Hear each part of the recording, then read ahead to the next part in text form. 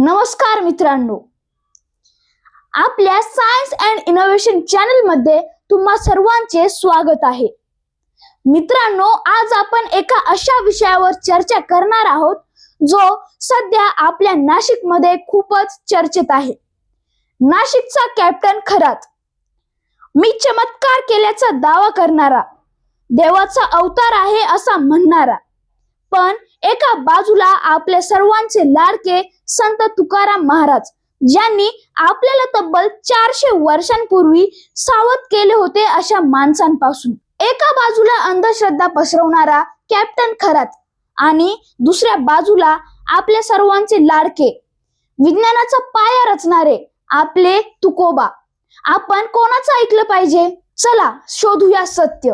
मित्रांनो, कॅप्टन खरात याचा दावा काय होता? मी समस्या सोडवतो, आजार बरे करतो, माझ्याकडे दैवी शक्ती आहे. पण विज्ञानाचा विद्यार्थी म्हणून आपण विचार केला पाहिजे, जर मंत्रांनी आजार बरे झाले असते तर आपण इतकी मोठी हॉस्पिटल आणि औषधं कशासाठी बनवली असती? असे लोक लोकांच्या भीतीचा फायदा घेतात. जेव्हा एखादा माणूस संकटात असतो तेव्हा तो तर्क करणं थांबवतो. पण तुकाराम महाराज काय म्हणतात माहितीये? तुकाराम महाराजांचा एक अत्यंत प्रसिद्ध अभंग आहे.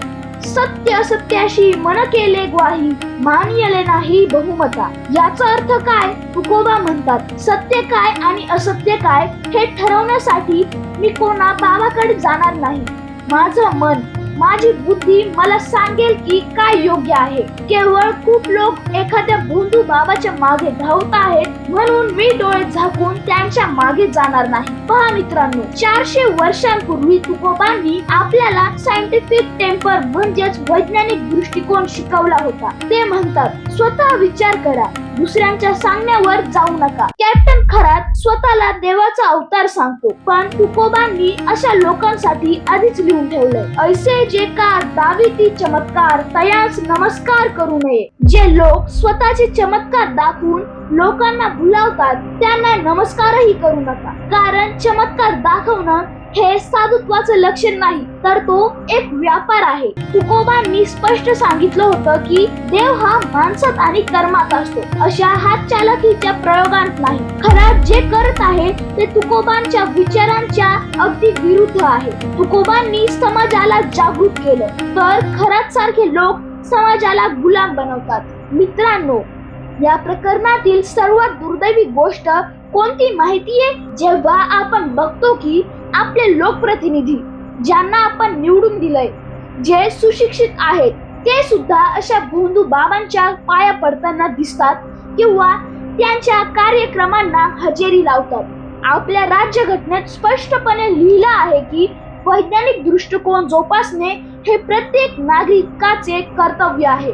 पण जेव्हा जबाबदार पदावर बसलेली माणसं या भूलथापांना बळी पडतात तेव्हा सामान्य जनतेला वाटतं की अरे, हे तर मोठे लोक आहेत, हे जर बाबांना मानत असतील तर नक्कीच काहीतरी चमत्कार असणार. इथेच आपण फसतो. पद मोठं असलं तरी तर्क मोठा असतोच असं नाही.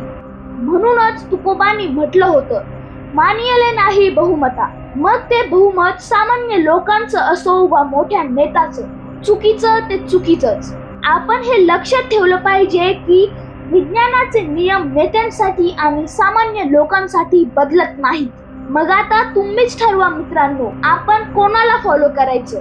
कॅप्टन खरात सारखे भोंदू बाबा जे आपल्याला भीती घालतात, विज्ञानापासून दूर नेतात आणि स्वतःची पूजा करायला लावतात, मंत्रतंत्राचे दावे करतात, की संत तुकाराम जे आपल्याला प्रश्न विचारायला लावतात, स्वतःच्या बुद्धीवर विश्वास ठेवायला सांगतात आणि अन्यायाविरुद्ध बोलायला शिकवतात? आपल्याला खऱ्या सायन्स अँड इनोव्हेशन कडे जायचे असेल तर आपल्याला तुकोबांचा विचार स्वीकारावा लागेल. कारण विज्ञान सुद्धा पुराव्याशिवाय काहीच मानत नाही आणि तुकोबाही तेच म्हणतात. तर मित्रांनो, नाशिकच्या बुवाबाजीच्या या प्रकरणावरून आपण हेच शिकूया की कोणीही कितीही मोठा दावा केला तरी आपण आपले प्रश्न विचारायचे थांबवायचे नाही. विज्ञानाची कास धरूया आणि संतांच्या तार्किक विचारांना लक्षात ठेवूया. तुम्हाला काय वाटतं? अशा भोंदू बाबांना आपण कसं रोखू शकतो?